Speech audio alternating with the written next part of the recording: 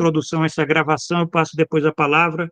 Então, gente, aqui, olha só, essa é a nossa aula especial final, né? Nós estamos discutindo aqui, trocando ideias, né? Eu quero ouvi-los, quero ouvir cada um, dúvidas, temas, né? Sugestões para as nossas próximas iniciativas. Para esse grupo que foi criado dentro desse princípio, né? De proximidade, engajamento, um grupo que se reúne, né? Tem se reúne de 15 em 15 dias, né? Para discutir temas. Eu falo demais, mas eu vou procurar me segurar aqui. Me segurem, eu quero ouvi-los, mas a gente vai fazer isso, né?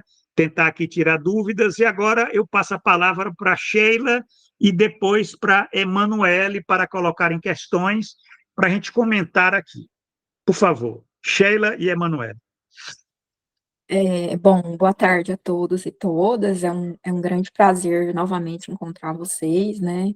A gente sabe do esforço que é hoje em dia, né? A gente, numa sexta-feira à noite, num sábado à tarde, se reunir, se dedicar a ter compromisso, né? Para poder discutir questões, assim, primordiais, né? Para a existência humana, né? Dado o contexto no qual a classe trabalhadora vive atualmente, né? Nesse sentido, professor, eu queria que o senhor comentasse um pouco, porque, assim, existe no marxismo uma tese que chega a Postone, né, o Marx Postone, no sentido de uma dominação abstrata, é, de uma irracionalidade da própria sociabilidade, né, no qual a subjetividade humana tem pouca, vamos dizer assim, condição, né, ou possibilidade de intervenção na relação social.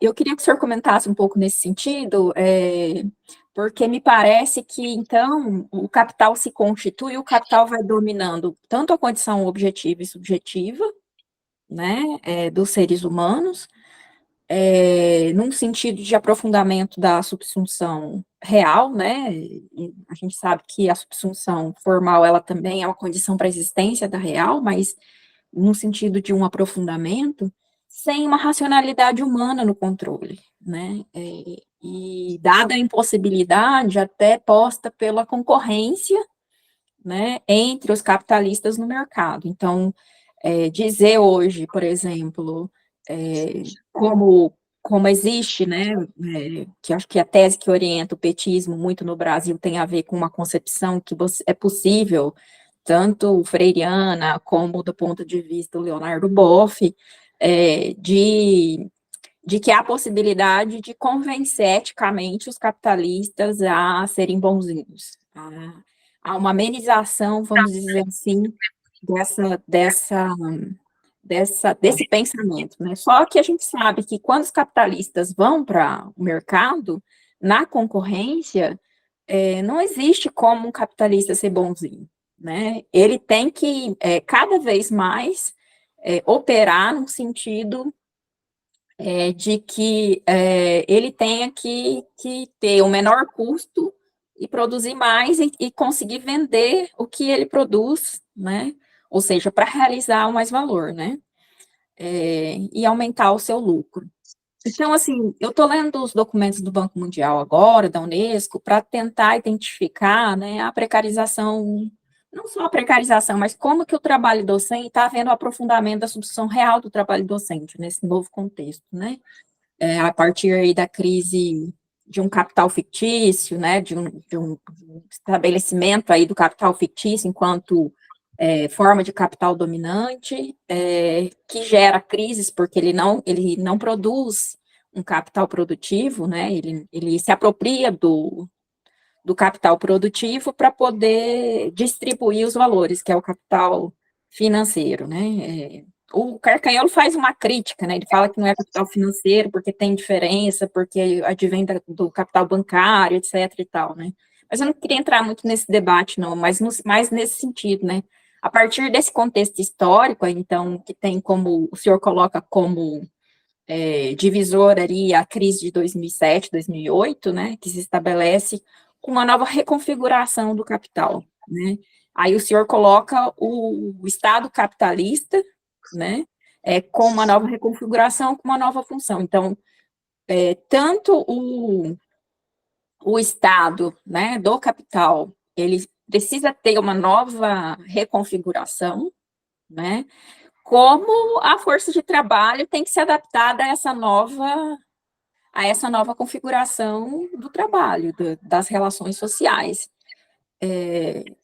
E eu acho que esse aprofundamento, por exemplo, tem a ver com quando a gente fala da derrota da classe trabalhadora, tem a ver com a dominação, historicamente, que vem sendo constituída pelo capital, no sentido de uma educação cada vez mais precarizada, né? No qual a classe trabalhadora vai se perdendo no sentido que o Mesaros, não, o Lukács coloca no sentido do pôr teleológico, né? Quais são as escolhas dentre as alternativas que a classe teria que fazer se ela tivesse o domínio da realidade material, né? Da concreticidade. Então, se ela é norteada por um keynesianismo, se ela é orientada por concepções no qual a social-democracia, né, defende que é possível, por exemplo, melhorar o capitalismo por meio da educação, por exemplo, né, que a educação é o fator que vai fazer com que o desenvolvimento econômico aconteça.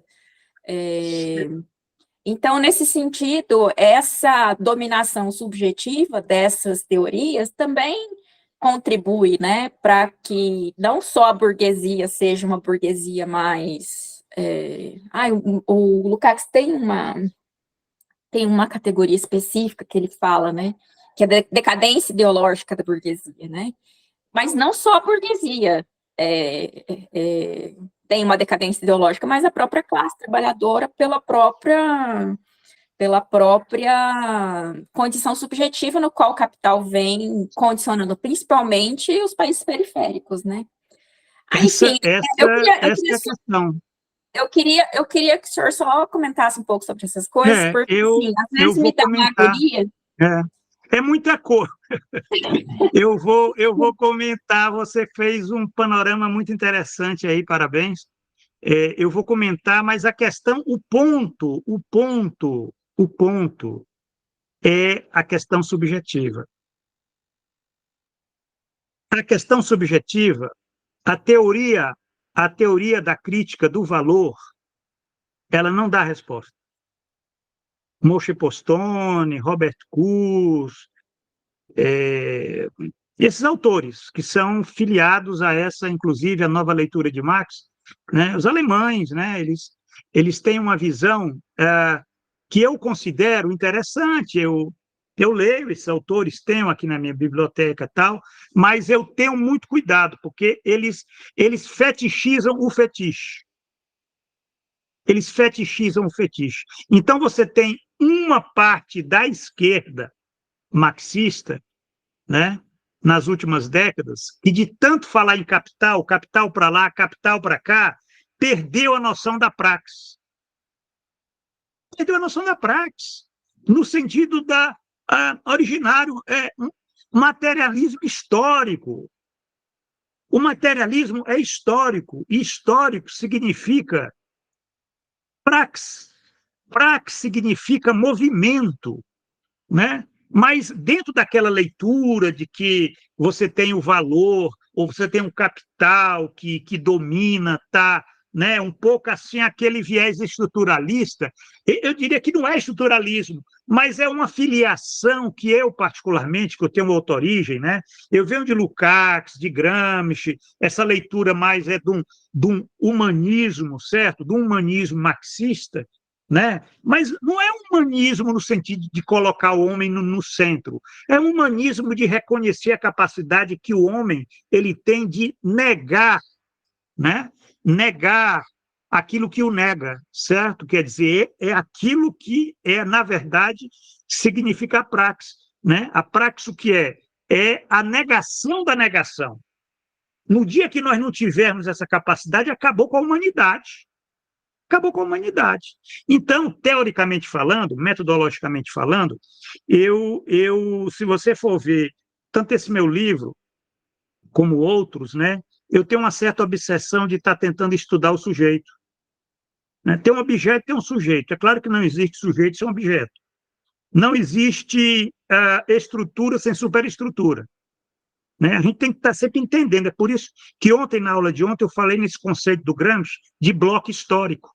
Né? Bloco histórico, inclusive tem esse livrinho aqui, que é Gramsci e o Bloco Histórico. Né?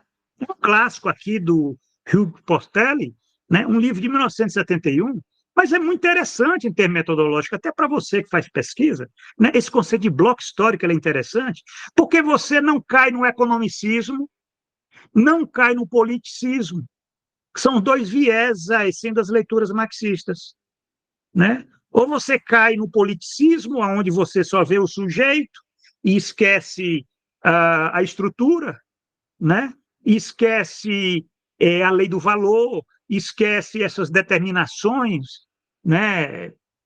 Objetivas, essa estrutura tal, né? Ou então você cai no economicismo, onde você só vê essas estruturas, né? Esse poder do capital, né? Isso que domina, que demarca e que, né? E esquece a subjetividade, né? Aquela dimensão da política e da cultura que está na superestrutura, né? Então, quer dizer, aí você esquece uma série de outros conceitos que eu considero fundamental até para você pensar na formação da classe. Porque, para mim, é o seguinte, o maior desafio que nós temos enquanto intelectuais e cidadãos é pensar, isso aí o Erismar já vem falando isso há muito tempo, nós, né, Erismar? A questão da formação do sujeito.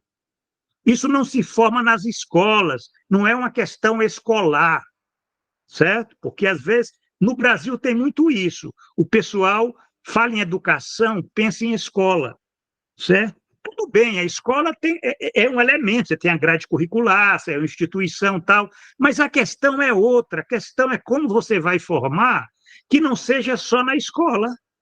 Né? Então, tem uma leitura, por exemplo, Paulo Freire, aí reduzir o Paulo Freire a um intelectual de escola, escolar, que é uma dimensão institucionalista. Quando, na verdade, o Paulo Freire ele desenvolveu uma metodologia para a formação, né, de uma consciência crítica do povo.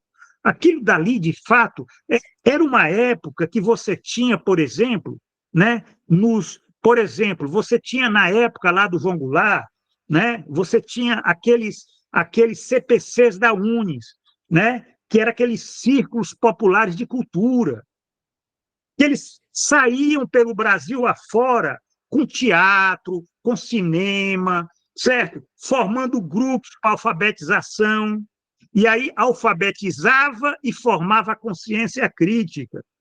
Né? Aliás, essa questão consciência ingênua e consciência crítica se origina daquela época lá. Álvaro Vieira Pinto, que foi um grande mestre aí para o Paulo Freire. Depois o Paulo Freire pegou essa questão da consciência ingênua e da consciência crítica. Então, quer dizer, é a formação. É por isso que eu prefiro falar em formação do que educação. Quando você fala educação, você pensa logo em escola. Né? Aí você vai discutir, discutir os bancos, dos documentos do Banco Mundial, tal. Tudo bem, isso é importante, mas a questão ela é muito mais ampla, porque quando o Gramsci falava na hegemonia, a hegemonia ela está aí, uma categoria que a gente tem que estudar. Só que a gente tem que estudar ao reverso. Por quê? Porque a gente tem que entender como é que esses caras, como é que o capital conseguiu a hegemonia que tem hoje no Brasil. Né? Essa é a grande tarefa da reflexão. Como é que eles conseguiram, né, a hegemonia na sociedade civil? Né? Pensando em sociedade política e sociedade civil. Né? Porque a hegemonia ela se dá no campo da sociedade civil, né? Através do quê? Dos aparelhos ideológicos, né? Privados. Quer dizer, você está pensando aí em agências que nós fomos totalmente desabilitados. Né? Agências. Olha só, a questão de nós termos um jornal, gente, um jornal popular, de massa, para informar o que está acontecendo no Brasil e no mundo. Nunca o PT pensou nisso. Quer dizer, foi desabilitando, desativado essa perspectiva. A esquerda não tem um jornal, uma TV, uma rádio, né? Quer dizer, sempre desprezou esses elementos de formação de uma capacidade hegemônica, entendeu? Aí a gente vai perdendo isso, são coisas elementares, muito elementares. Isso daí são questões que às vezes eu penso, nossa, será que nós desaprendemos a entender como é que se faz história? Porque se nós formos verificar, né, quem lê história sabe que as revoluções elas ocorreram em situações onde você tinha capacidades hegemônicas, né? Inclusive, olha só, eu tô lendo agora, bom, eu estou lendo uma biografia do Getúlio Vargas, estou tentando entender aquilo que foi a Revolução de 1930, né? A Aliança Liberal, né? E aí eu fiquei pensando, como é que esses caras conseguiram aquele apoio que eles tiveram, né? Lá em outubro de 1930, Getúlio sai de trem lá de Porto Alegre e vai até São Paulo de trem ali, ó, porque o trem ele é uma outra dinâmica, ele vai passando por cada cidade que ele passava era multidões lá com apoio, tudo. Quer dizer, como é que se conseguiu isso numa época que você tinha pouco, você tinha rádio, você não tinha TV, obviamente, você tinha jornais. E os jornais eram lidos, era um meio de comunicação que criou uma capacidade hegemônica para aquele grupo, né, que levantou a bandeira da Aliança Liberal, né, que teve apoio, sabe por quê? Porque o Brasil daquela época estava muito parecido com o de hoje. Era um regime político falido, né, corrupto, com uma série de problemas, né, aliás, muito parecido mesmo, inclusive questões sociais sendo tratadas como questão de polícia, né, porque isso é hoje, né? É claro que hoje, quando você fala em questão de polícia, a gente diz questões judiciais, né? Quer dizer, o poder judiciário se tornou, né, hoje, no Brasil, uma grande polícia e trata questões sociais como questão de polícia. Basta ver a questão da greve, que agora toda greve aí, o STF tem que se decidir se é abusivo ou não, e tem que cumprir aquilo que o juiz decidir, né? Quer dizer, qualquer manifestação é censura, né? Você não pode exprimir a tua opinião, né? Se exprimir, você pode ser acusado, né? Como ofensa, e vai ser processado. Quer dizer, hoje nós vivemos uma velha república, apodreceu essa república, uma oligarquia financeira. Na época, era a oligarquia cafeeira, certo? Só que naquela época, para se construir um sujeito histórico que conseguiu enfrentar isso, nós temos que entender como é que se deu aquele metabolismo ali, onde a questão da formação hegemônica, sim, havia uma base popular para aquele grupo. Não era só uma questão por exemplo, dos quartéis, certo? Porque havia também essa questão militar, né?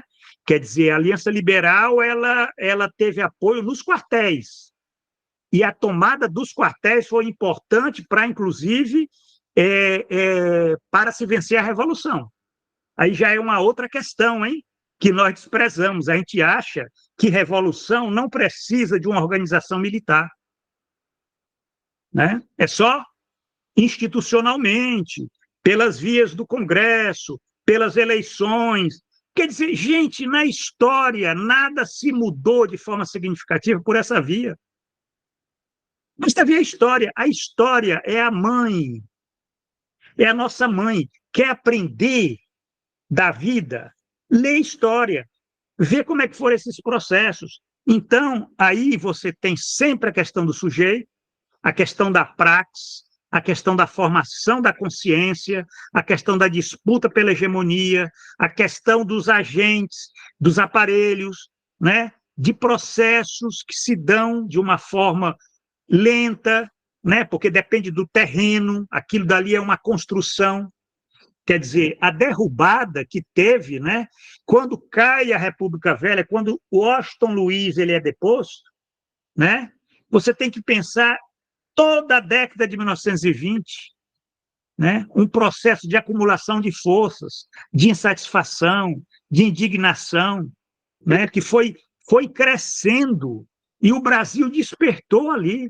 Eu fico assim, às vezes, pensando, olha só que coisa linda, a gente achava, né? Agora é lamentável, porque aquilo partiu lá do Rio Grande, né? Rio Grande do Sul, que foi o estado que despertou aquilo, né? No norte também, mas ali deve-se muito ao Juarez Távora, mas veja só, hoje é diferente. O sul do Brasil hoje é totalmente hegemonizado pela direita, pela extrema-direita. É impressionante. Você não tem um candidato a vereador e prefeito de esquerda em Santa Catarina. Isso nunca aconteceu. Viu, Arismar? Isso é uma coisa séria. Como é que se explica que não se tem um candidato de vereador e prefeito em Santa Catarina de esquerda? Isso mostra, gente, que é um total renúncia e abandono, né? Quer dizer, isso é muito sério, né? Rio Grande do Sul, Santa Catarina, Paraná, realmente eles estão perdidos ali, é o lado mais, né? Esse lado nefasto que nós estamos vendo de uma ofensiva, né, ideológica, que de um certo modo nós estamos pagando um preço, eu não sei, né, quantos anos, isso aí está em aberto, né? Mas só para concluir, gente, para passar depois a palavra para a Emanuele, e tem a Sheila, mas são temas candentes, eu tenho que me controlar aqui, mas a questão fundamental que eu queria estar ressaltando, e vocês vão perceber nesse livro, O Estado Neoliberal no Brasil, que ele é um livro construído, a parte 1, se vocês forem verificar, que são os pressupostos. O que é que são os pressupostos? A praxe, a praxe política, cultural, nós entendermos o que é que aconteceu com a sociedade civil no Brasil. Sociedade civil é onde você disputa a hegemonia, né? Quer dizer, alguma coisa terrível aconteceu na sociedade civil. A sociedade política, é claro que ela é importante, né? Também é importante saber o que foi que aconteceu com a sociedade política, o que é que aconteceu com o Congresso Nacional, o que é que aconteceu com o Ministério Público, com a Polícia Federal, com as Forças Armadas, com esses aparelhos do Estado. É importante saber. Inclusive até o que aconteceu com a presidência da República, com o presidencialismo. Quer dizer, são questões, vamos dizer, do Estado, da superestrutura, que explicam o desenvolvimento da estrutura. Quer dizer, isso é que nós temos que entender, porque sem essa superestrutura não tinha a dominância do agronegócio, a dominância da oligarquia financeira, não tinha, né? Quer dizer, embora você tenha esse vínculo orgânico entre estrutura e superestrutura, mas vamos entender, se nós tivéssemos um outro desenvolvimento da superestrutura, né, evidentemente, essas forças objetivas da estrutura, do capital, elas não teriam a dominância que tem hoje, né? O poder que tem hoje, inclusive, de estar impondo, né? E eu diria, esse poder eles já têm. Eles já avançaram no terreno, ficaram bandeira. Agora eu quero ver, e agora? O que é que vamos fazer? Porque esse pessoal, ele já consolidou. É por isso que no livro eu falo numa constituição, afirmação e consolidação do Estado neoliberal no Brasil. Em 30 anos, a gente percorreu essas 3 estações, né? O PT afirmou o Estado neoliberal. Temer e Bolsonaro, Temer, ele consolidou. O PSDB, lá na década de 1990, constituiu. Então, vocês estão vendo que é ali, né? É um processo, e hoje nós estamos chegando aonde? E agora, o que é que a gente vai fazer? Essa é a grande resposta. E isso é o sujeito que vai ter que dar resposta. Porque, por Lukács, quer dizer, o homem é um ser que dá respostas. E as respostas vão ser dadas. A sociedade vai dar respostas.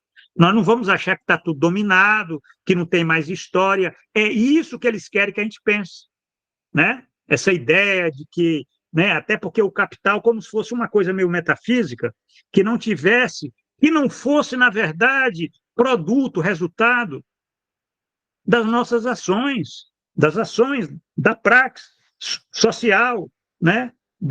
Dessas formações, né? Formações históricas, basicamente.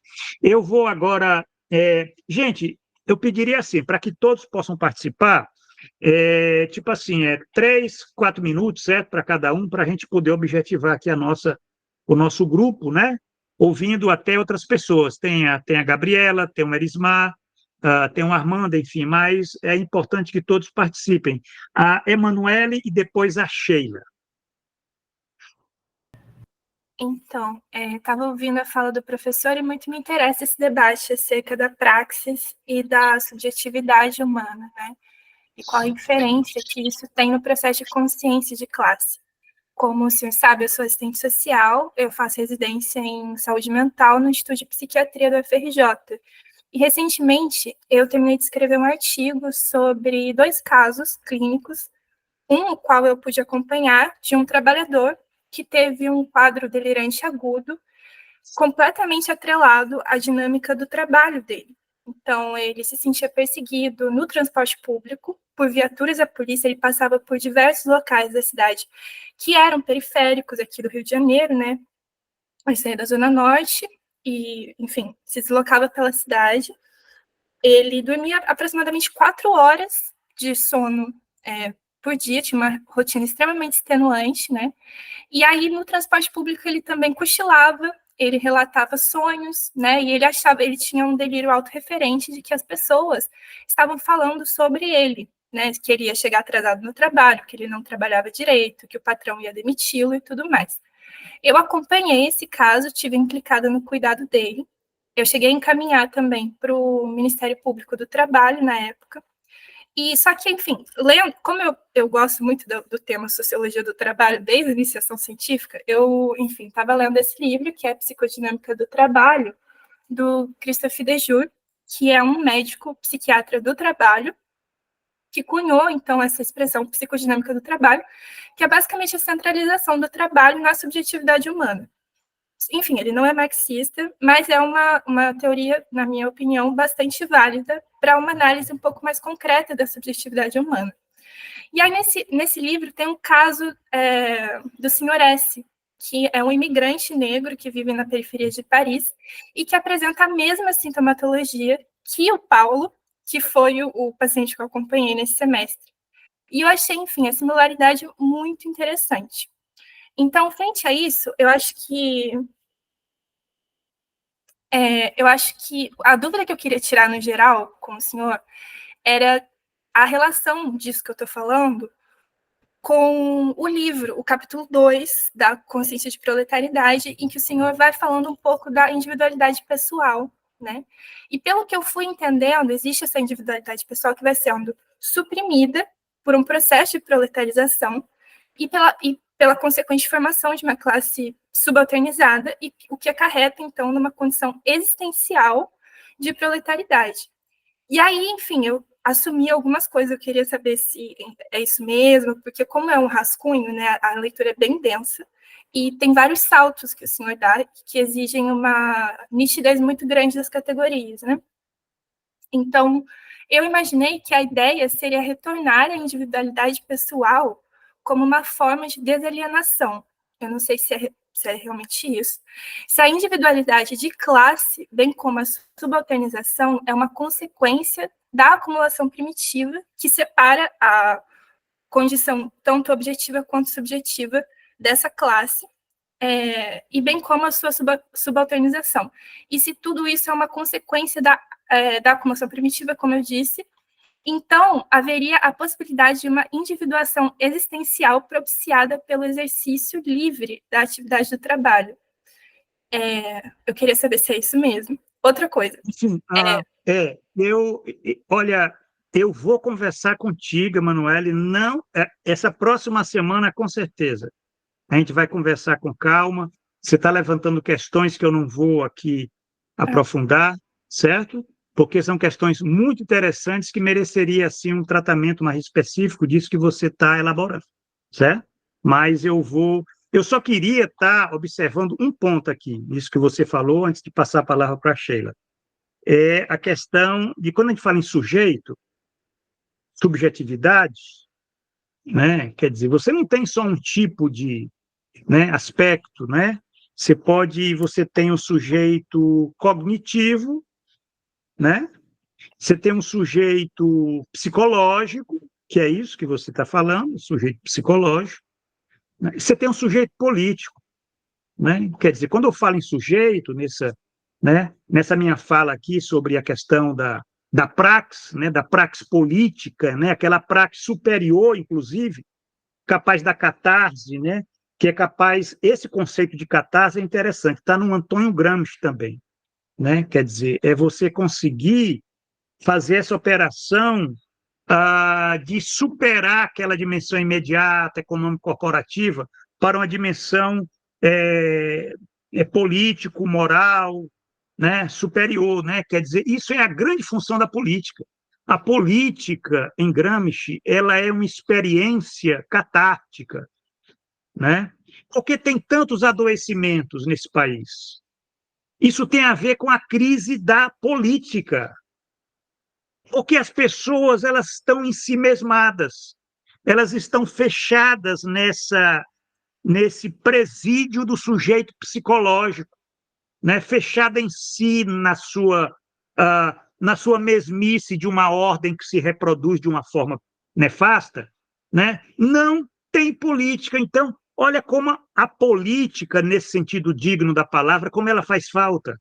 É que eu falo, nas palestras, quando eu dava para sindicatos, eu falava, gente, sindicalismo faz bem à saúde mental, entendeu? E não se liga uma coisa a outra.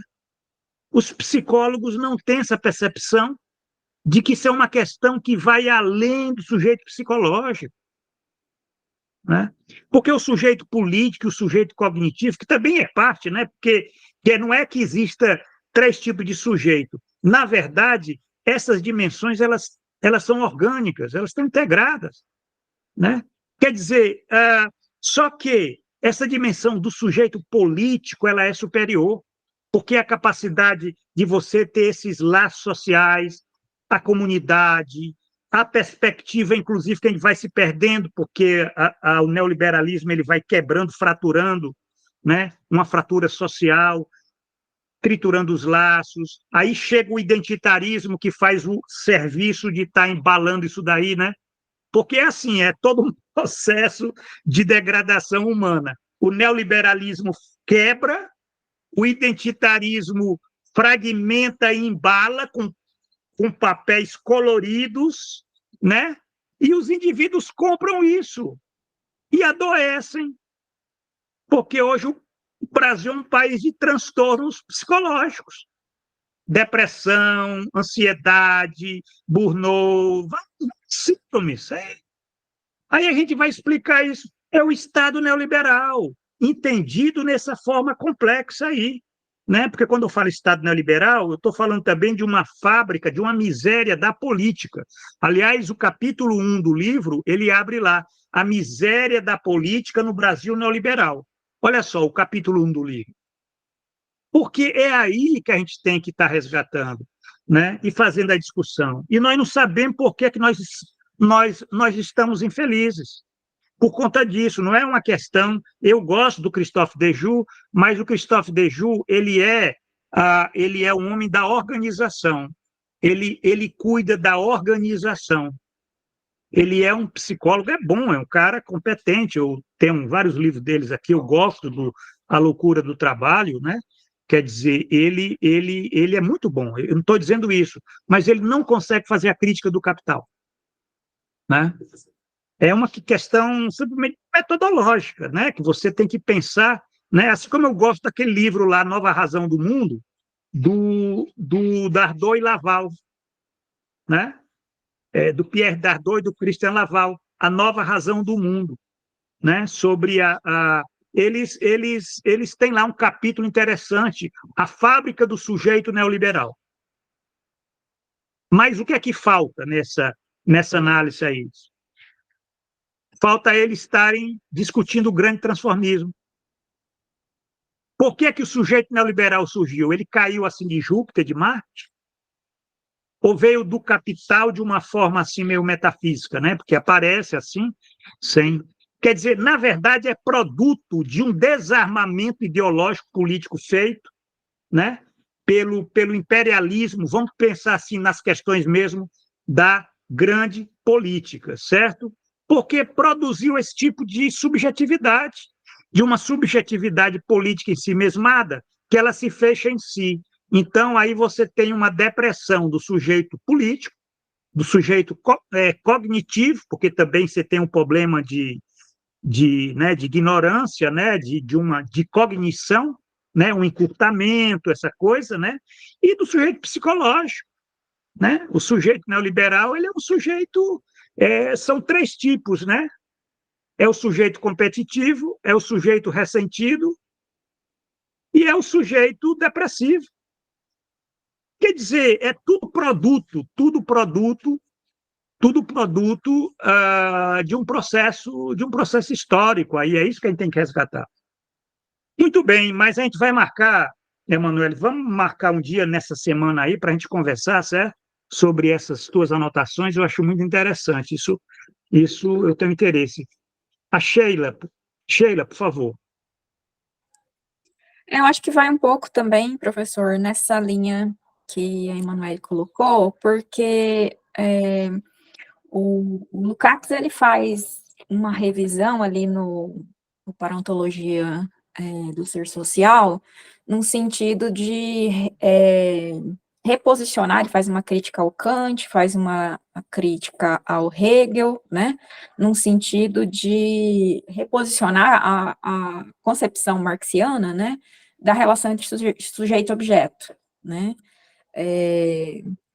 Então, nesse sentido, né, eu queria colocar, porque assim, o senhor sempre está colocando a questão do Estado, né?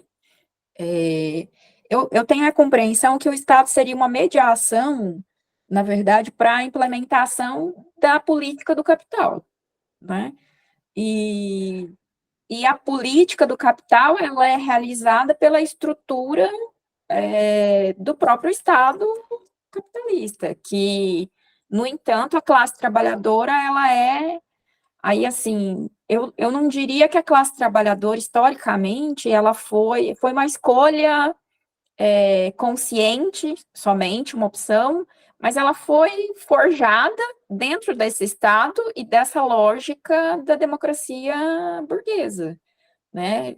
Sob armas também, não só sob condição objetiva, não só sob a condição subjetiva de uma escolha, né? Mas principalmente objetiva, historicamente, né? E aí, nesse sentido, pensando historicamente as opções que a classe trabalhadora vem fazendo, né? Como o capital vem, né? A sua expressão, a sua, vamos dizer assim, como o Marco coloca, né? O Mesaros também fala. Esqueci agora. Mas eu estou entendendo o que você quer falar, Bom, e eu queria só ressaltar essa questão da praxis política, né? Da praxis política no sentido, né? Quer dizer, se você for pensar o que é o capital, né? O capital ele existe a partir da praxis. O capital ele não é exterior à praxis. O capital é uma forma de praxis, né? É uma forma de praxis. Só que a praxis ela tem que ser entendida no sentido, vamos dizer, orgânico, né? É por isso que quando o Gramsci fala em bloco histórico, ele está tentando lidar como se fosse um organismo, vamos pensar assim. É por isso que o capítulo 2 do meu livro, ele se intitula O Metabolismo, né? Metabolismo, que tem metabolismo, é organismo. O metabolismo político do Estado neoliberal.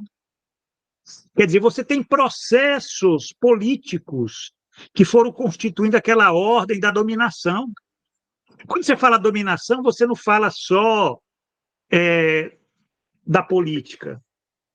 Você fala da economia, você fala da sociedade, você fala da cultura.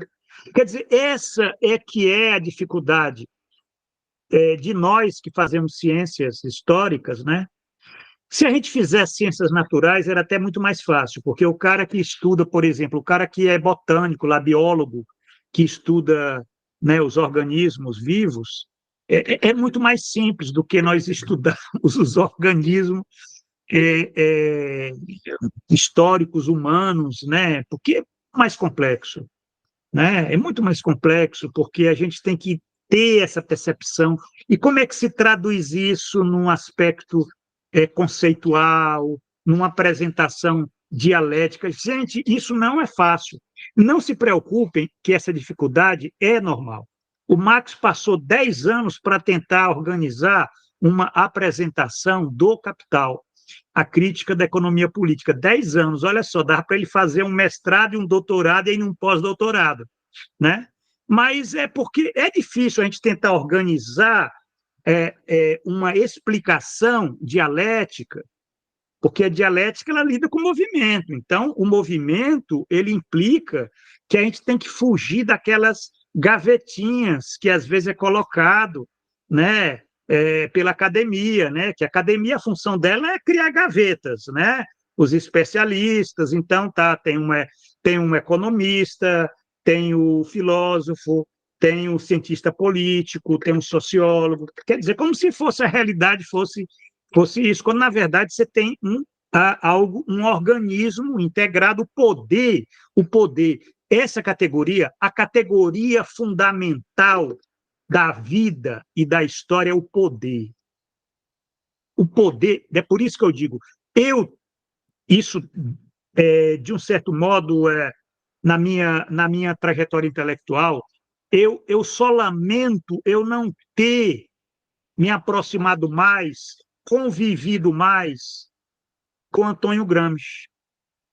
Porque eu tive uma época, na época que eu fazia lá as minhas disciplinas no doutorado em Ciências Sociais da Unicamp, eu era um fã de Antônio Gramsci, né? Mas aí depois eu não sei porque eu me afastei mais na elaboração, mas sempre com aquela preocupação da subjetividade do sujeito, lidando com a reestruturação produtiva, mas olha só lá aquele livro, Trabalho e Subjetividade. Aí quem lê lá os outros livros lá, Dimensões da Precarização do Trabalho, pensando na questão da individualidade pessoal. Quer dizer, ao estudar a reestruturação produtiva do capital, eu tentava olhar para os sujeitos, para as pessoas, entendeu? Quer dizer, era essa a minha percepção que eu estou tentando transmitir para vocês, a necessidade de nós olharmos para as experiências das individualidades pessoais, de classe, né? Porque você tem uma contradição aí, né? As individualidades pessoais de classe, porque, na verdade, esse de classe nega o pessoal. Então, você tem, quer dizer, você falar da pessoa humana, no caso do capitalismo, é algo problemático, porque você tem sempre essa disputa entre aquilo que é pessoal e aquilo que é da classe, que é objetiva, que esmaga, certo? Mas isso é parte da dialética. Então, veja bem, em termos metodológicos, eu até digo, vamos ler Mesaros, Lukács, Marx, né? Claro, Marx é fundamental, né? Não se discute isso daí, né? Esses autores, todo esse legado, né, do marxismo clássico, né? Isso é importante, tal, mas vamos olhar um pouco, então, para Antônio Gramsci, né? E no Brasil, um grande divulgador de Antônio Gramsci, que eu tenho um carinho muito especial, chamava-se Carlos Nelson Coutinho. Embora eu tenha críticas em algumas coisas, mas o Carlos Nelson, ele uma grande inteligência. Que pena que o Brasil perdeu ele em 2012, gente, como faz falta. Porque o Carlos Nelson, ele estava naquele momento ali, vocês vão ver isso no livro, ele estava começando a decifrar a época neoliberal, né? Quer dizer, se você for pensar na década de 2000, você tem poucos intelectuais, não muitos, mas também tem 15 intelectuais tentando decifrar a época neoliberal. Década de 2000, hein? Uma década importante. Eu devo muito aí nesse livro a Francisco de Oliveira, né? Carlos Nelson Coutinho, mas nesse curso que eu dei sobre o grande transformismo, vocês têm outros lá que estão tentando decifrar essa época, né? A própria Marilena Chauí, que eu faço referência, né? Que ela tem uma discussão sobre o totalitarismo neoliberal, né? Porque é um pessoal que critica, na verdade, essa nossa época. Mas o fato é como uma parte desse pessoal vem da USP, e a USP, a coisa do corporativismo uspiano é uma desgraça, né? É uma desgraça, porque se você tem um ministro da Fazenda como Fernando Haddad, quem é professor da USP não critica o Fernando Haddad, gente, porque ele é cria da USP, né? Basta ver, por exemplo, como aquela economista, né? Vamos ver se alguém sabe, aquela economista da USP que criticou muito lá né, os governos FHC na década de 1990, né? Ah, é, ela não critica o artigo dela que saiu na Terra Redonda, né? Paulani? A Paulani? Leda Paulani. A Leda Paulani, ela escreveu um artigo que saiu na Terra Redonda, falando do arcabouço fiscal. Vocês veem como ela usa luva de pelicas para lidar com isso. Entendeu?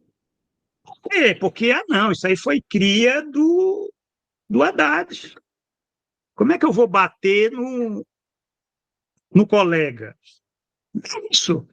Se você for ver até o próprio Francisco de Oliveira, ele, né, com a dignidade dele, ele é duro com o lulismo.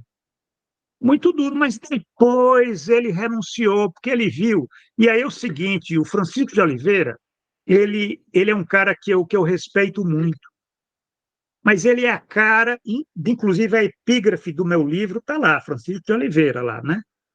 Mas nós não temos a dimensão dessa resignação que ele teve à catástrofe do Brasil. Total resignação, ele dá adeus ao Brasil.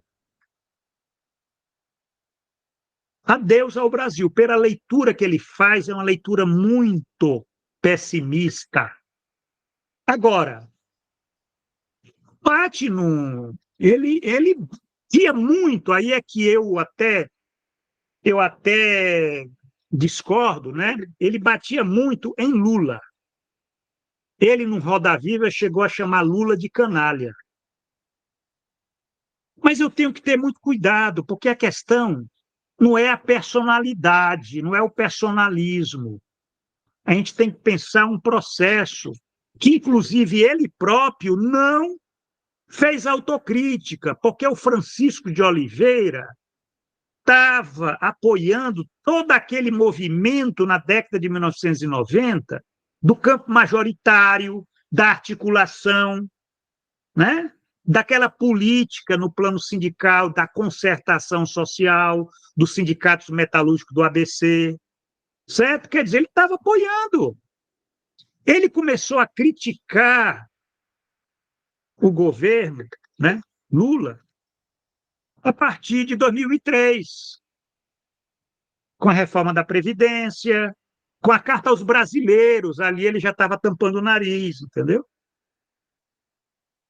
Aí ele entrou, entrou lá, se criou o PSOL, se tornou aí um intelectual do PSOL e tal, né? Mas veio uma certa indignação por conta desse movimento e ele não adianta ficar criticando, xingando Luiz Inácio Lula da Silva. Luiz Inácio Lula da Silva, ele é só um operador de um movimento que eu chamo de grande transformismo, né? Que é claro que ele é responsável, mas não é só ele. né? Ali é um processo muito complexo que diz respeito não apenas ao PT no Brasil, você tem lá na África do Sul, né, o Congresso Nacional Africano, você tem no Reino Unido o Partido Trabalhista, você tem na França o Partido Socialista, você tem na Alemanha o Partido Social, né, o Partido Social-Democrata alemão. Quer dizer, é um processo complexo onde Lula foi aquele que conduziu aqui nas nossas, né, em Pindorama, conseguiu esse processo. Então, quer dizer, tem que ter cuidado, mas o fato é esse. O fato é que o Francisco de Oliveira, ele era um cara também que olhava muito para a política, e ele tem uma interpretação muito interessante, vocês podem ler aí nos livros que ele tem, eu posso depois dar algumas dicas, sobre essa passagem, né, da década de 1990 para a década de 2000, a questão do que seria essa época neoliberal, né, e esse terror que nós estamos vendo hoje. Né? Não é que nós estamos vendo hoje. Não é que nós estamos vendo hoje. Isso não se originou hoje. Isso é apenas o resultado, né? É a vida, né? A vida tem desenvolvimentos, né? A vida tem três dinâmicas. Tem a gênese, tem um desenvolvimento e tem um resultado, né? Quando chega no resultado, é o resultado. O resultado é o resultado. Então, quer dizer, nós temos que entender que, por exemplo, nós estamos colhendo o resultado. O PT está colhendo o resultado, o Lula está colhendo o resultado, a sociedade brasileira, né? Quer dizer, resultados do quê? Por isso que eu escrevi esse livro, desse desenvolvimento que eu digo, olha só aqui, como a consolidação do Estado neoliberal no Brasil. Aí eu penso no Estado político. Eu não penso em governo, eu não estou criticando o governo, eu até critico o governo, mas eu penso numa materialidade política, que temos que entender essa materialidade política nesse sentido, né? Que é uma superestrutura que tem uma estrutura, né? Mas ela tem só em nível, essa separação é terrível, né? Porque a realidade não é separada assim, superestrutura e estrutura, né? Na verdade, nós estamos lidando, né, com aquilo que Gramsci falava, bloco histórico, né? Aliás, Gramsci, os conceitos dele eram meio estranhos, porque ele tinha um conceito lá de revolução passiva. Como é que uma revolução pode ser passiva, né? Um bloco histórico. Como é que um bloco pode ser histórico? Quer dizer, é porque ele tinha uma cabeça dialética. E ele sabia que essas coisas podem existir no mundo, né, no mundo dos homens. Na natureza, não, mas no mundo dos homens você pode ter. E a gente tem, enquanto intelectual, né, a gente tem que ter essa capacidade dialética. E isso se aprende para evitar essas posições unilaterais. E uma teoria do capital, ela é, no fundo, uma teoria da praxis. Eu não sei se vocês... eu não sei se a Sheila ela participou do curso Crítica do Capital, e a discussão que eu fiz nas aulas para tentar pensar, né, a questão da crítica da economia política, a questão né, da teoria do estranhamento, tal, para ver como é que Marx estava, né, o Marx falava em capital, coisificação, aquela fetiche, né, o fetichismo, né, da mercadoria, essa coisa toda, tal, né, quer dizer, Marx ele estava num diapação, né?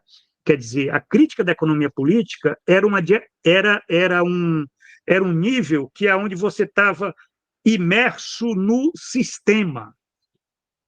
Então, você estava naquela dimensão estrutural. O capital ele aparece como sendo essa estrutura. Mas se a gente chegar bem perto, a gente vai ver que essa estrutura, o que é que ela contém? Praxis. Ela é produto, resultado de um movimento, que é aquilo. É por isso que Marx vai criticar Feuerbach, porque Feuerbach era materialista, mas o Marx dizia, ser materialista não é suficiente, você tem que ser materialista histórico. E então ele vai colocar no centro da filosofia de Marx é a praxis. É por isso que Gramsci chamava o marxismo de filosofia da praxis. E esse é o grande desafio. Como é que a gente vai articular essa percepção, porque o que a gente vê é assim, está tudo dominado, mas não está tudo dominado.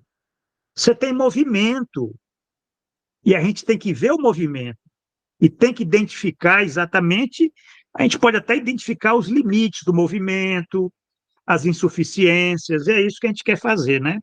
Então, gente, a ideia é que é o seguinte, essa é a nossa última reunião, encontro, aula especial, né, desse grupo que está aqui, que é um grupo que, de um certo modo, tem propiciado esse espaço de reflexão, né, quinzenal, um sábado à tarde, né, é quase que uma higiene mental, né, para a gente tentar, né, porque no Brasil é assim, você tem que ter essas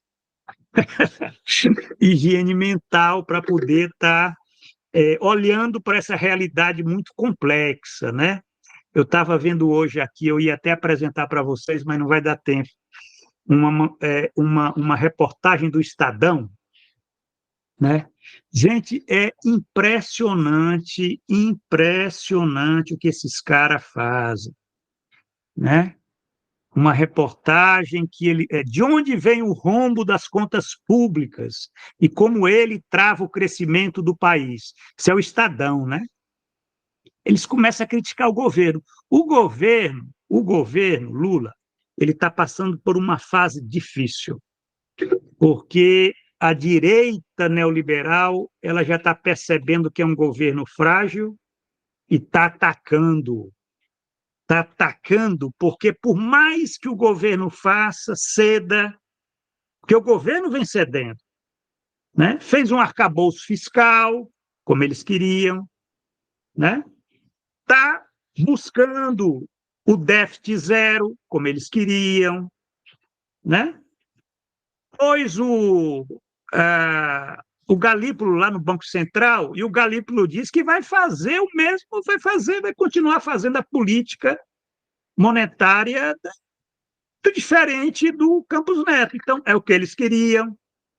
Mas, gente, os caras não estão contentes.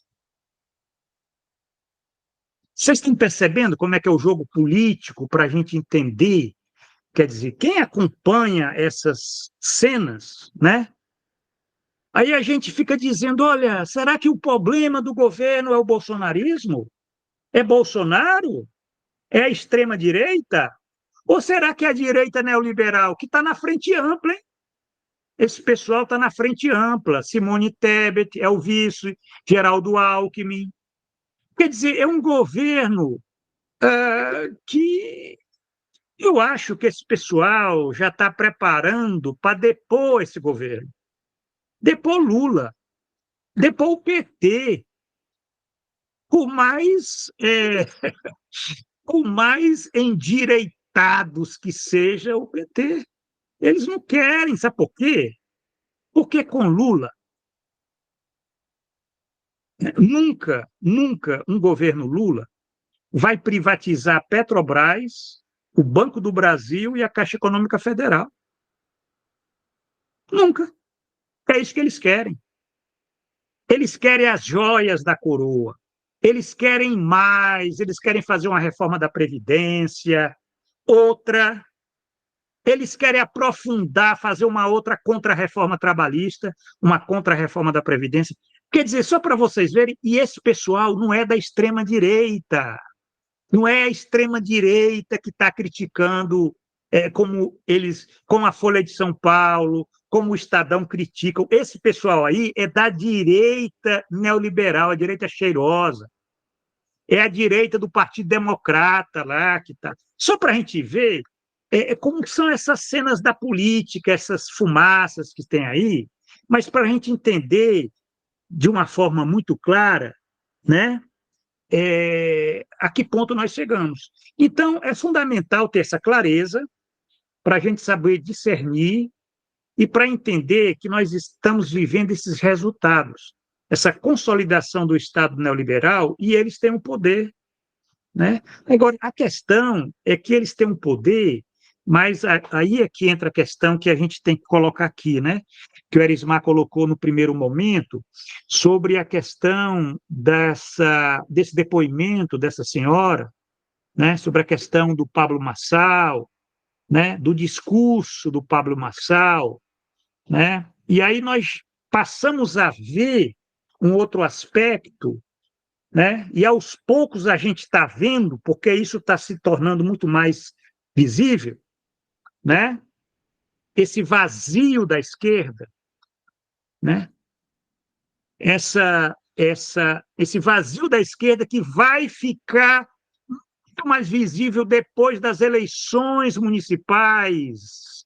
Se preparem, que vamos fazer uma avaliação muito objetiva e a conclusão já está quase adiantada, né? Olha só aqui, ó. A esquerda nunca esteve tão mal no Brasil, né? Quer dizer, essa é a raiz da nossa praxis, entendeu? E aí a gente vai fazer uma discussão séria, uma discussão política, uma discussão no sentido, eu estou falando já da conjuntura, né? Mas que tem a ver com aquilo que a gente estuda, com aquilo que a gente investiga, para a gente pensar essas determinações, né? Que são fundamentais, né? Eu diria o seguinte, que esse livro que eu vou apresentar para vocês aqui, deixa eu ver se eu tenho aqui, olha só, deixa eu ver se eu tenho aqui o sumário do livro, para vocês verem, né? Aí a gente já pode até concluir aqui a nossa aula de hoje, mas eu quero apresentar esse sumário. Só um momento, eu estou tentando ver aqui deixa eu fechar aqui a manchete aqui da Folha. Só o sumário eu queria apresentar aqui para vocês, ver se eu consigo, né? Tá aqui, é sumário. Eu não sei se vocês estão conseguindo ver aqui. Sim, estamos vendo. Mas aqui tem, olha só, tem uma apresentação, é claro, tem uma introdução à miséria da política no Brasil neoliberal, né? Tem uma parte 1, uma parte 2. A parte 1, os pressupostos, vai ter um capítulo 1, Estado neoliberal como Estado ampliado. Aqui eu amplio para que a gente possa estar tendo uma noção mais próxima dessa dimensão sociedade política, sociedade civil. O capítulo 2, o metabolismo político do Estado neoliberal, isso aqui eu vou entender exatamente o desenvolvimento, né? Esses conceitos de revolução passiva e transformismo e contra-reforma, né? São conceitos aí que vêm da reflexão gramsciana, né? Esse capítulo 2 é muito gramsciano, mas é um capítulo onde eu discuto, inclusive, eu discuto o getulismo, discuto o lulismo, eu discuto, enfim, aquilo que aconteceu nos últimos 20 anos, em termos, desde que o Partido dos Trabalhadores chegou a governo em 2003. A parte 2 é o sistema, né? Aí o sistema entra naquilo que eu falei no curso que eu dei o ano passado, né? Com uma pequena mudança, né? Quer dizer, o sistema é uma tríade, né? O sistema do Estado neoliberal. O sistema do Estado neoliberal, ele é o subsistema da oligarquia financeira, né? No ano passado, eu falava o sistema da dívida pública, né? Mas aqui eu já precisei melhor, né? Eu já utilizo a categoria de oligarquia financeira, né? Para distinguir de outras formas de poder oligárquico burguês no Brasil, né? Que foi a oligarquia agrária na República Velha, a oligarquia industrial no nacional-desenvolvimentismo e a oligarquia financeira no capitalismo neoliberal. O capítulo 5 é o subsistema da superexploração do trabalho. Aqui é fundamental estar tentando identificar, né, as formas que a superexploração do trabalho assume nessa época aí do Estado neoliberal. né? É um capítulo bastante desenvolvido, então, a partir daí eu falo na desindustrialização, eu falo na contrarreforma trabalhista, enfim, eu falo nas formas da superexploração, que é uma superexploração, inclusive, eu utilizo o termo, né? Para pensar no caso dos servidores públicos, eu falo numa superexploração derivativa, e para pensar, por exemplo, naquela franja do proletariado inútil, redundante, que está desempregado, inclusive na criminalidade, né? Eu falo em superexploração destrutiva, porque, na verdade, o sistema ele quer matar esse pessoal, quer destruir esse pessoal. Isso aí só dá gasto, né? É a questão da produção destrutiva do trabalho vivo. O capítulo 6º é o subsistema de produção da ignorância cultural. É um capítulo que eu tento desenvolver, explicar o que é que eu entendo por ignorância cultural, né? Eu falo na consciência ingênua e na consciência crítica, né? Quer dizer, para mim, ignorância cultural é o domínio da consciência ingênua, né? E eu tento pensar, inclusive, essa ignorância cultural aí na era da internet e das redes sociais. E as considerações finais. Quer dizer, esse é, vamos dizer assim, o plano, né? O plano quer dizer, o livro, ele, né? Quem escreve um livro sabe como é que faz. Você faz um plano e você vai fazendo. E isso foi crescendo, foi tendo muita dificuldade, foi um parto muito doloroso, né? Mas, enfim, graças a Deus acabei, porque isso aí já estava se tornando uma loucura, porque cada dia havia mais evidências, né? Se vocês verificam que até na quinta-feira passada eu já estava colocando ali rodapés com notícias que comprovavam coisas que estavam no livro, né? E eu espero, assim, que a gente possa, oportunamente, né, ter um espaço, assim, ter uma leitura dirigida do livro, para que a gente possa, enfim, né, tá avançando, né? Para concluir, a Sheila levantou as mãos, nós já estamos aqui nas considerações finais, tem o Erismar também, por favor. Sheila e Erismar.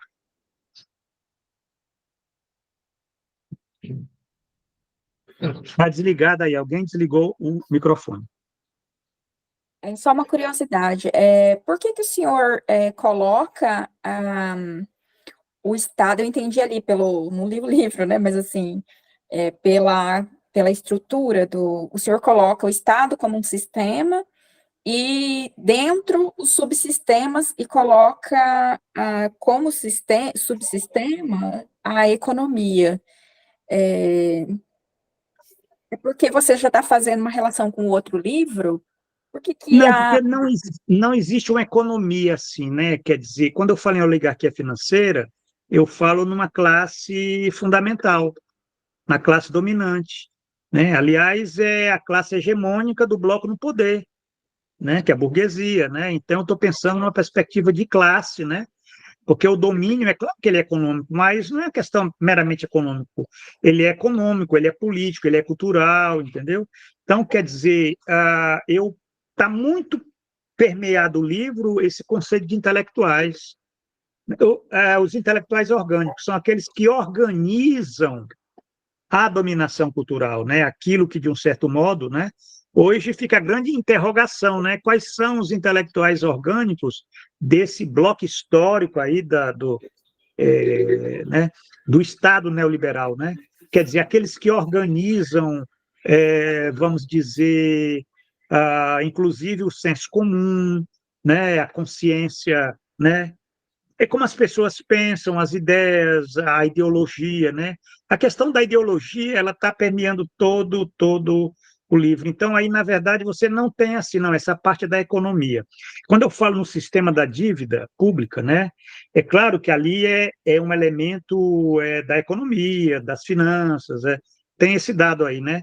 Mas ele não está separado da política, ele não está nem da geopolítica, como também da cultura, entendeu? do poder que esse pessoal tem, a mídia tem, inclusive, de estar conformando essa ideia, entendeu?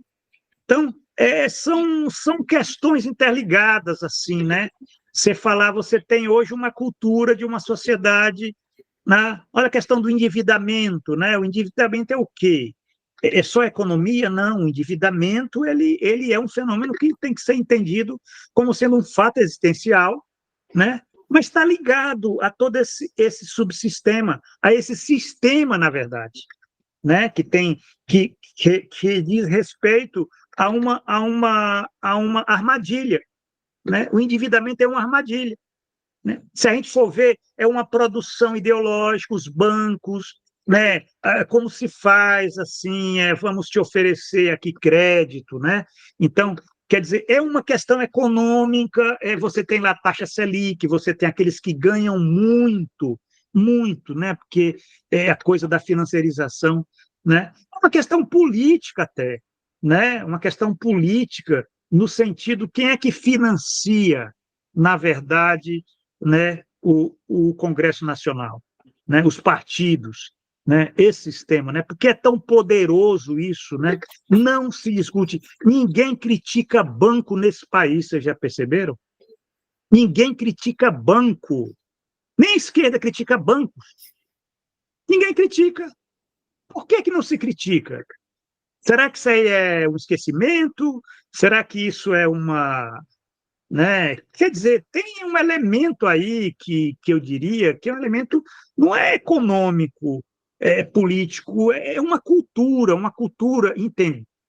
Aí nós temos que ter uma concepção de cultura, né? Que é aquilo que Gramsci tinha, né? Que cultura é onde você desenvolve as formas de percepção, de entendimento, né? De senso comum, né? Nas nossas relações sociais, né? A burguesia, ela não é só classe dominante, ela é classe dirigente, ela dirige a sociedade. E essa é uma questão que diz respeito não apenas à economia, a capacidade que ela tem de arregimentar fundos, né? Mas é também a política, a ideologia e a cultura. Então, vai dar uma boa discussão. Eu acho que essa pergunta colocada pela Sheila, ela ajuda até eu próprio, né, que montei esse plano, né, eu pensar assim, afinal de contas, o que é que tu pôs no mundo, né? O que é que eu fiz? Porque, inclusive, os riscos que a gente corre quando a gente elabora, todos vocês, né? A Sheila, a Gabriela, né, a Eliane, o Erismar, o próprio Armando, né, quer dizer, todos nós que produzimos uma peça, um texto, né, a gente sempre corre risco. E o risco é exatamente esse, né, de, às vezes, e é isso que eu quero ouvi-los, né, porque tem que ter feedback. Eu próprio, sozinho, eu não vou ter condições de me ver, certo? Para entender, afinal de contas, como é que você montou aí, professor? As coisas dos sistemas e subsistemas. E esses pressupostos. O que é que você quer dizer com pressupostos? Né? Por que pressupostos? Né? E as considerações finais, que é uma coisa excêntrica, porque as considerações finais, onde eu falo do conceito de bloco histórico, que chegou tardio, hein? Esse conceito chegou tardio, não estava no meu plano, esse conceito de bloco histórico.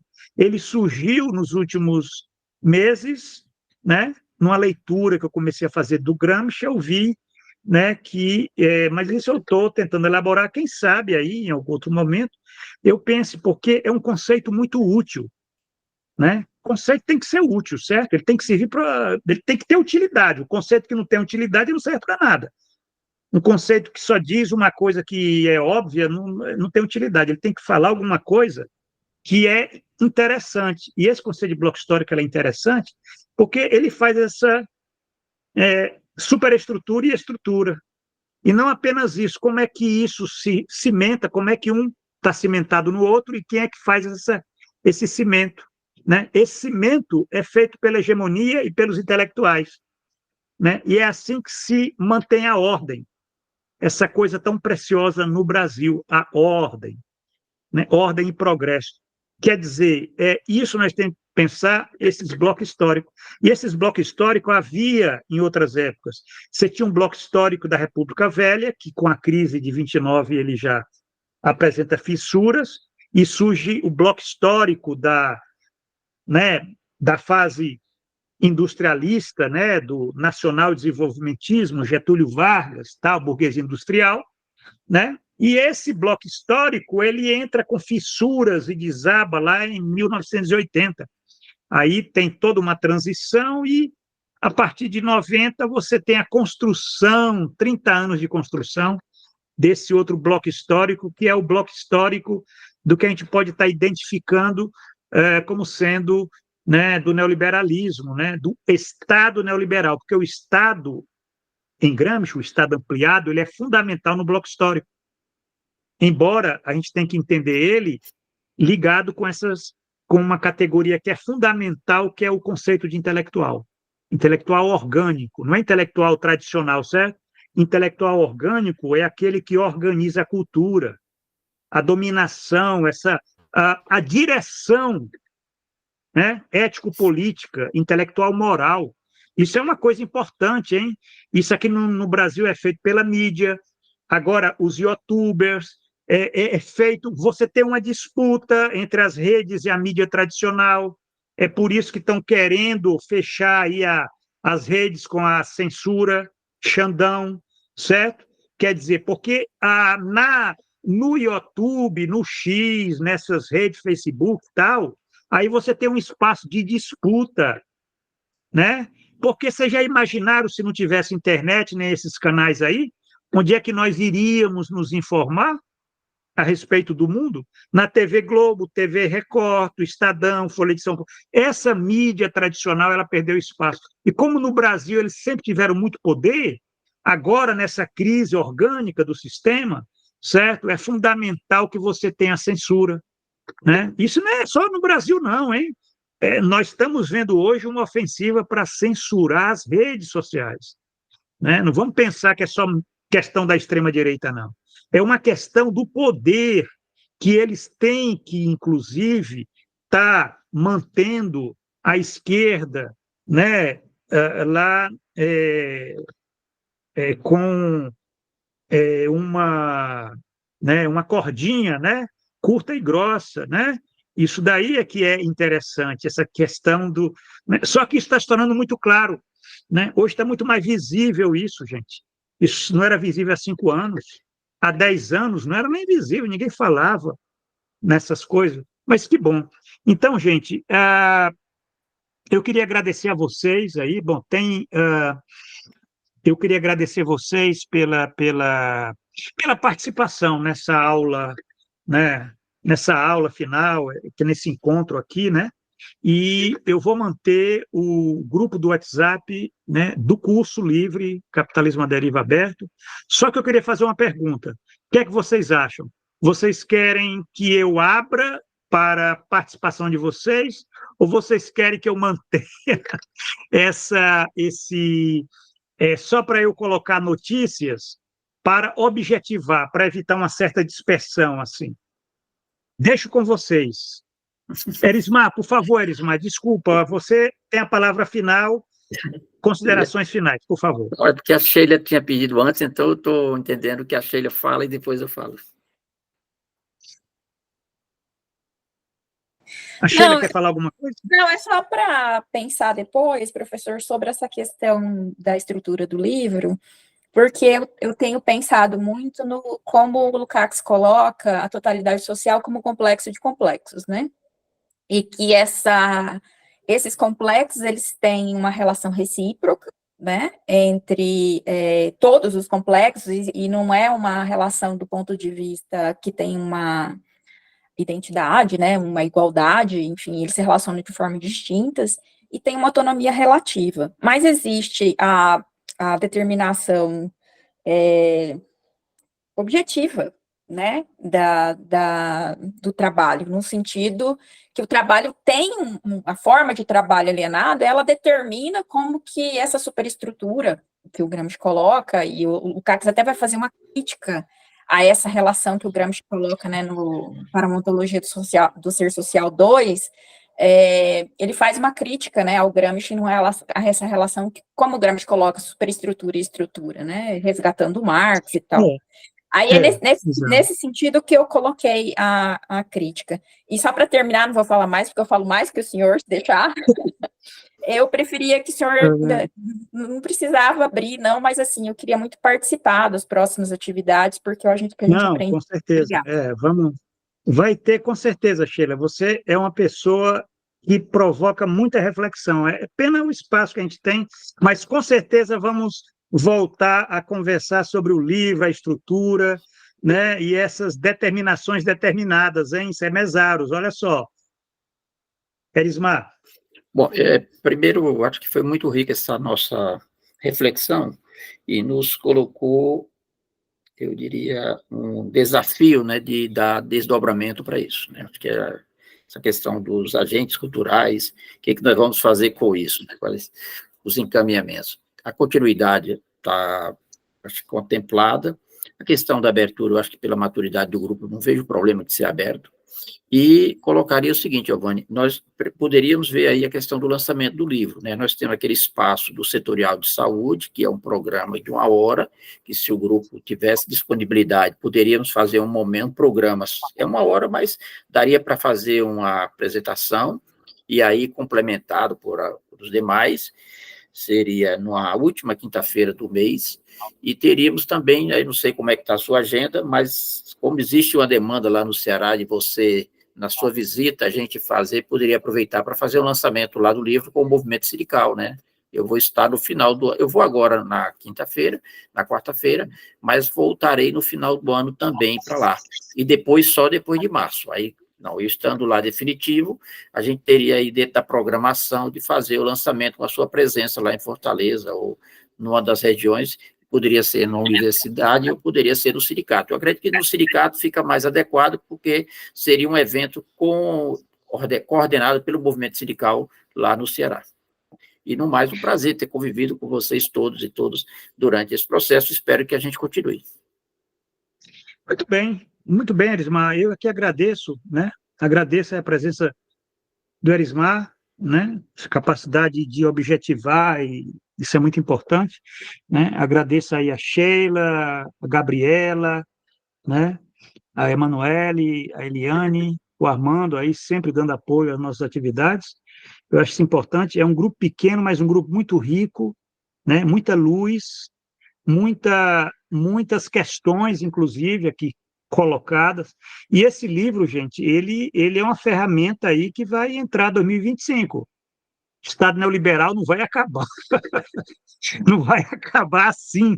Aliás, vai ser o grande debate dessa questão quando esse arcabouço fiscal começar a dar água, quando o governo estiver encurralado. A esquerda tem que estar preparada para fazer a crítica, né? A crítica do arcabouço fiscal, a crítica do Estado neoliberal. Quer dizer, esse livro ele serve para o esclarecimento da esquerda, daqueles que ainda se colocam no campo da esquerda. São poucos, hein? Nós estamos... não são todos aqueles que estão no PT e no PSOL. Grande parte dessas pessoas, elas estão perdidas. Elas se tornaram tucanos, porque teve uma mutação que Francisco de Oliveira já falava lá em 2003, gente. PT se transformou no PSDB. Vocês não perceberam? Essa mutação antropogênica. Porque é isso, é uma questão de você estar tendo uma mutação interna, inclusive nas disputas que vai ter esse partido. Esse livro ele vai servir, talvez, para esclarecer. Inclusive, um livro que é para se debater, certo? Vamos pensar nisso, então, se esse ano não for possível, Erismar, 2025, né, lá em Fortaleza, certo? Os espaços aí que abrirem, e nós aqui, certo? Nós aqui na rede, a gente vai fazer o lançamento. Olha só, vai fazer o lançamento no Setorial de Saúde do PT, Não agora, certo? Que agora eu não estou com livros em mãos, agora na próxima quinta vai ter, né, Elismar? Mas no setorial de outubro, Perfeito. final do mês, porque aí a gente já faz uma avaliação das eleições, já faz, inclusive, né, vocês vão estar sendo convidados aí para estarem assistindo, né? E eu acho que é importante, porque é o grande debate, entendeu? É o grande debate, né, de uma esquerda que está perdendo espaço, porque ela decidiu abraçar o Estado do inimigo, que é o Estado neoliberal. Se recusou a fazer a crítica desse sistema. E aí está tudo parecido, Boulos parecido com Tabata, Tabata parecido com Ricardo Nunes e com Datena, quer dizer, tudo parecido. Aí aparece um oportunista, como o Pablo Marçal, e as pessoas ficam encantadas, porque as pessoas estão frustradas, inquietas, insatisfeitas. Gente, conversa com as pessoas, estão endividadas, tão pobres, estão sem perspectiva. Então, quer dizer, a política deixou de ser o espaço da gente fazer a crítica do sistema. O que você tem são torcidas, né? Você tem cadeirada, você tem tudo, menos crítica do sistema. Né? O máximo que você tem é alguém xingando o outro, se tornou uma questão, né, de rixa pessoal.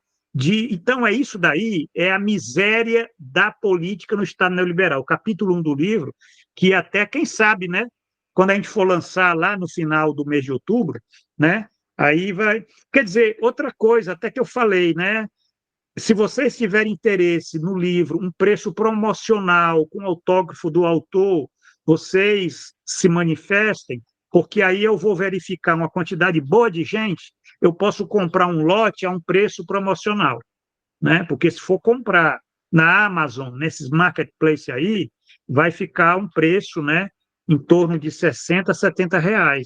Mas é porque é um livro de 300 páginas, né? Mas se a gente pode fazer um preço promocional se tiver uma certa quantidade de pessoas, certo? A um preço cai bastante. Então, fica essa dica, né? E o curso de leitura dirigida a gente vai organizar, né? Para novembro, dezembro, a gente volta até a se encontrar e fazer essas discussões agora, uma discussão mais focada assim na leitura do livro, para não haver uma dispersão, né? Para entender esse texto. Eu acho que vai ser muito rico. Gente, então, eu agradeço vocês, obrigado, um bom fim de semana e até a próxima, né?